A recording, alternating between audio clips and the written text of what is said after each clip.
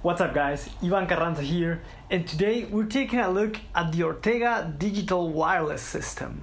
And this is pretty much all there is to it, with the exception of a USB cable to power both units or to charge both units at the same time. It's really easy to use, it's really just plug and play. You put the receiver on your amp or pedal board, the transmitter on your instrument, and then you turn them on, and as you can see some LEDs light up. They also show not only the channel that the wireless is using, but also when you turn it on, the amount of LEDs lighting up show also the battery status. So you get 25% of battery life for each one of those LEDs. A full charge should last you about 5 hours, which is pretty much enough for most gigs. Now, for the purpose of the demo, I recorded some samples. First, using a cable into my DI, and then using the Ortega wireless system into the same DI. Both were recorded at the same gain level on our interface. There was nothing changed, and to make things even more interesting, I also ran all of them through a sound analyzer, so you can see the sound spectrum as well, to see how each one of the units, the cable or the wireless, reacts to my playing. So let's take a listen to those examples.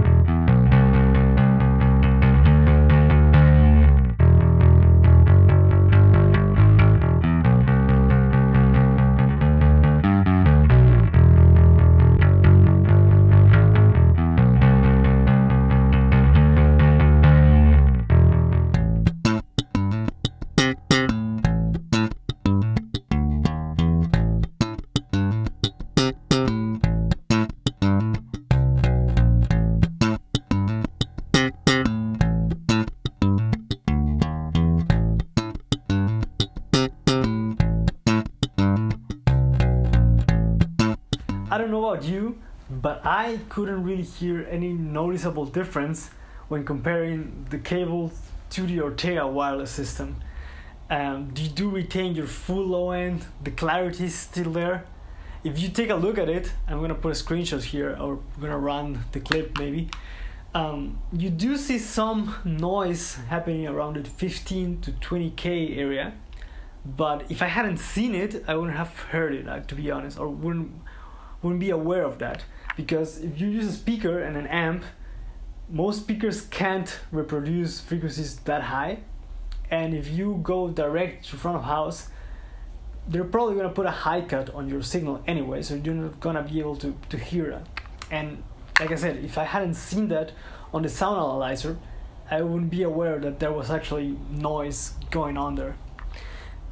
Overall, they sound great, they feel awesome. There's no difference, at least to me, when comparing to a cable, and they're, like I said, just plug and play, really easy to use, and they're also set at a pretty competitive price point at 129 euros, which is definitely much cheaper than some other wireless units.